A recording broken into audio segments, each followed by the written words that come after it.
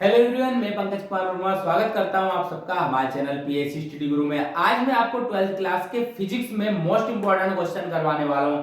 आज हम करने वाले हैं लेसन नंबर 9 का क्वेश्चन। तो आज का हमारा क्वेश्चन है, दर्पण के लिए वक्रता, त्रिज्या और फोकस दूरी में संबंध स्थापित कीजिए। या फिर ये क्वेश्चन जो है वो कुछ अलग तरीके से भी पूछा जा सकता है। ये पूछा जा सकता है, सिद्ध कीजिए कि r बराबर 2f या फिर F बराबर R/2। बहुत ही इंपॉर्टेंट क्वेश्चन है और मैं करवाने वाला हूं आपको बहुत ही आसान तरीके से, तो वीडियो को अंत तक जरूर देखिएगा।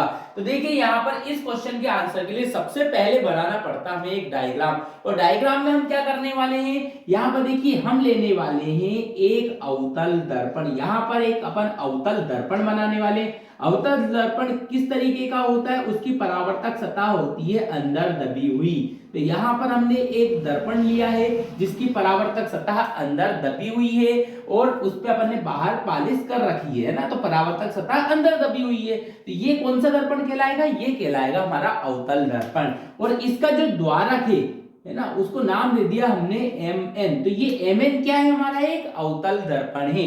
ये कहलाती है इसकी मुख्य अक्ष। यहां पर होता है बीच वाला जो बिंदु, वो होता है ध्रुव। ये जिस गोले से काटा गया उस गोले के केंद्र को बोलते हैं अपन वक्रता केंद्र, और इसे सी से दर्शाते हैं। ये जो वक्रता केंद्र और ध्रुव है, इनके बीचों बीच में पाया जाता है हमारा यहाँ पे फोकस, और उसे कैपिटल F से दर्शाते हैं।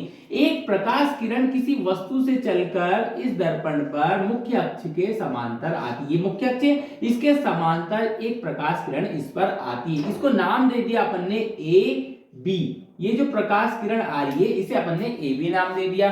और यहां से परावर्तित होकर जब समांतर आती है तो हमेशा फोकस से जाती है। तो ये जो प्रकाश किरण है ये फोकस से चली गई। तो ये जो प्रकाश किरण है जाने वाली, इसे बोलेंगे अपन परावर्तित किरण। आने वाली जो किरण है वो आपतित किरण है, और जाने वाली जो किरण है वो है हमारी BF परावर्तित किरण। तो यहां पर हमने एक अभिलंब बना दिया। तो आप देखिए, अभिलंब बनाने के बाद हमें पता होता है कि जो आपतन कोण होता है वो इस परावर्तन कोण के बराबर होता है। तो आपतन कोण को अपन ने क्या नाम दे दिया, यहाँ पे मान लिया कि आपतन कोण थीटा है। तो ये जो परावर्तन कोण है ये भी कितना होगा, थीटा होगा। और यदि अपन इसे आगे मिला दें इस लाइन से, तो देखो हमें यहाँ पर एक जेड आकृति प्राप्त हो रही है। जेड आकृति में जो एकांतर कोण होते हैं वो आपस में कैसे होते हैं, बराबर। यदि ये थीटा है तो ये भी थीटा होगा। तो यहाँ पे देखिए ये भी एक हमें जेड आकृति प्राप्त हो रही है। जो BC से यहाँ पे जेड बन रहा है, तो यहाँ पर थीटा है, तो ये वाला एंगल भी कितना होगा, ये भी थीटा हो जाएगा।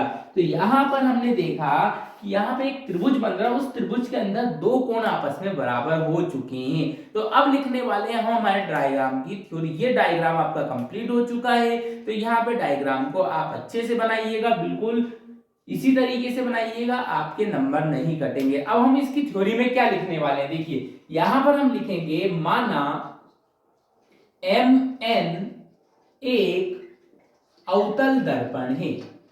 यहां पर MN क्या है, हमारा एक अवतल दर्पण है। ये जो MN है ये एक अवतल दर्पण है जिसमें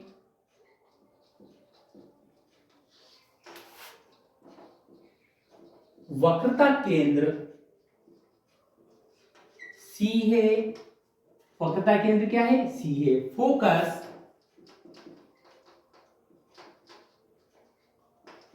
F तथा ध्रुव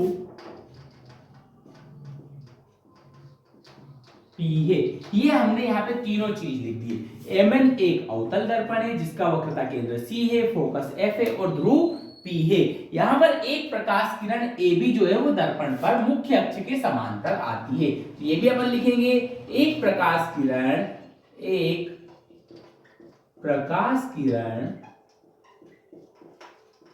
दर्पण पर, एक प्रकाश किरण, अब ये प्रकाश किरण कौन सी थी हमारी, AB। तो यहाँ पे लिखेंगे अपन, एक प्रकाश किरण AB दर्पण पर समांतर आती है, किसके, मुख्य अक्ष के, मुख्य अक्ष के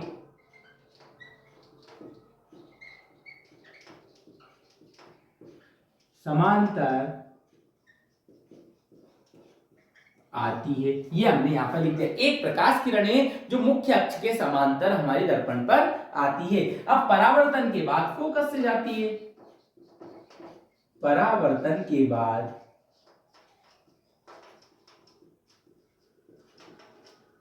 यह फोकस से जाती है। तो यहां पर हमने लिख दिया एक प्रकाश किरण है जो ए बी वो हमारे दर्पण पर समांतर आती है मुख्य अक्ष के, और परावर्तन के बाद फोकस से जाती है। इसका मतलब ए बी जो है वो आपतित किरण होगी और बी एफ जो है वो परावर्तित किरण होगी। अतः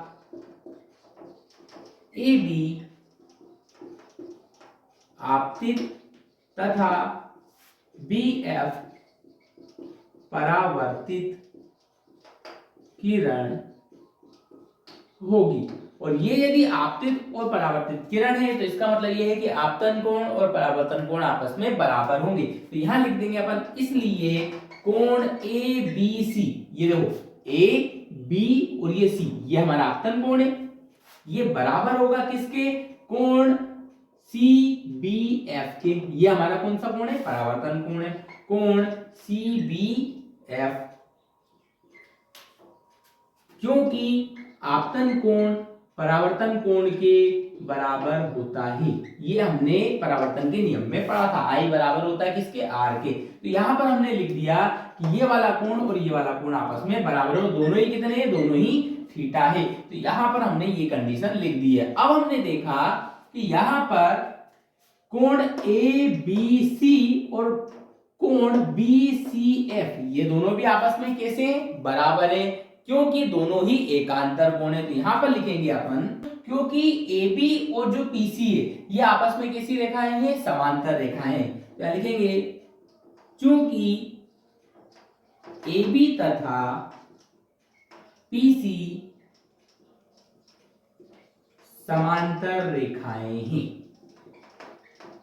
तथा बीसी रेखा दोनों को मिलाती है। बीसी रेखा जो है वो दोनों को मिलाती है, तो इसलिए ये दोनों कोण कैसे हो जाएंगे, एकांतर कोण हो जाएंगे। तो यहां लिखने, इसलिए कोण ए बी सी बराबर हो जाएगा किसके, कोण बी सी एफ के। A B C B C F के बराबर हो जाएगा और दोनों ही कितने हो जाएंगे, थीटा हो जाएंगे। क्यों हो जाएंगे, क्योंकि एकांतर कोण है। यहाँ पे उसका रीजन भी हम लिख देंगे, एकांतर कोण है। तो ये हमने लिख दिया यहाँ पर उसका रीजन।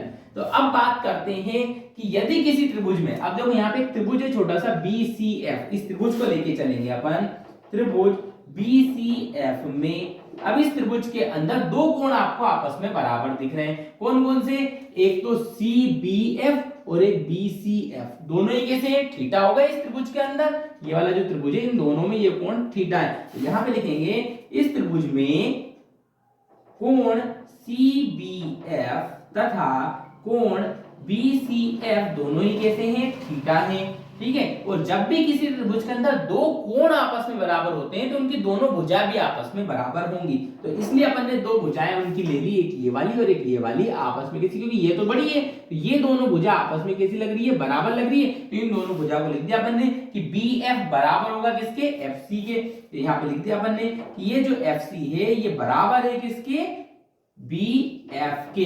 यहां पे ये दे दिया हमने इसे समीकरण नंबर 1 नाम। अब बात करें, यदि दर्पण का द्वारक छोटा हो, यदि दर्पण का द्वारक छोटा हो, तो यदि दर्पण का द्वारक छोटा हुआ, यदि ये द्वारक हमने जो mn है हमारा वो छोटा कर दे, तो ये जो b है ये उठ के बनेगा कहां पर, नीचे p के पास में, है ना। ये जो b है वो यहाँ p के पास बन जाएगा और ये जो bf रहेगा फिर ये pf के कैसे हो जाएगा, बराबर हो जाएगा। तो यदि दर्पण का द्वारक छोटा हो तो ये जो bf है ये बराबर हो जाएगा किसके, pf के। तो यहाँ पर ये जो bf का मान है ये रख देंगे अपन समीकरण नंबर 1 में, समीकरण 1 से। अब ये bf की जगह पे क्या लिखेंगे अपन, pf लिख देंगे समीकरण। तो ये हो जाएगा fc बराबर bf की जगह पे हमने लिख दिया pf। अब यहाँ पर दोनों पक्षों में हम pf को जोड़ देंगे। देखिए यहाँ पर दोनों पक्षों में pf जोड़ने पर, दोनों पक्षों में क्या करेंगे, pf को हम जोड़ देंगे। जोड़ने पर यदि दोनों पक्षों में पी एफ जोड़ दिया जाए तो इधर हो जाएगा P F plus F C, ये लिख दिया हमने P F plus F C, और बराबर यहां पर हो जाएगा P F plus P F, P F plus P F, दोनों पक्षों में हमने पी एफ जोड़ दिया। और यदि पी एफ में एफ सी जोड़ दिया है, पी एफ में एफ सी जोड़ दिया है तो टोटल मिला के बन जाएगा कितना, पीसी। ये हो जाएगा हमारा पीसी बराबर, यहां पर देखिए यदि पीएफ में पीएफ जोड़ दिया जाए तो ये बन जाएगा हमारा 2pf, यहां पर हम लिख देंगे 2pf। अब P से लेके C तक की जो दूरी है वो होती है R, कैपिटल R, इसे वक्रता त्रिज्या कहते हैं और कैपिटल R से दर्शाते हैं। और P से लेके F तक की जो दूरी है वो होती है हमारी स्मॉल f, तो यहां पे लिख देंगे अपन 2 इंटू स्मॉल f। तो ये आ चुका है हमारा आंसर, ये हो चुका है सिद्ध। या फिर इसे ऐसे भी लिख सकते हैं, इस 2 को इधर लाएंगे तो ये r के बट्टे में चले जाएगा, तो f का मान कितना निकल जाएगा, r बट्टे 2। तो यहां पे निकल गया फोकस दूरी के लिए संबंध। देखो फोकस दूरी और वक्रता त्रिज्या में ये आ चुका है हमारा संबंध। तो हमने इस क्वेश्चन को किया बहुत ही आसान तरीके से। यदि आपके पास भी कोई डिफिकल्ट क्वेश्चन है जो आपको परेशान कर रहा है तो आप कमेंट करके जरूर बताइएगा, उसका सॉल्यूशन हम आसान तरीके से आप तक जरूर पहुंचाएंगे। और अभी तक आपने हमारे चैनल को सब्सक्राइब नहीं किया है तो फटाफट चैनल को सब्सक्राइब कर दीजिए, वीडियो को लाइक कर दीजिए और बेल आइकन को प्रेस कर दीजिए, जिससे कि आगे आने वाले वीडियो के नोटिफिकेशन आपको मिल सके। तो आज के लिए इतना ही, मिलते हैं नेक्स्ट वीडियो में नए इंपॉर्टेंट क्वेश्चंस के साथ, तब तक के लिए धन्यवाद।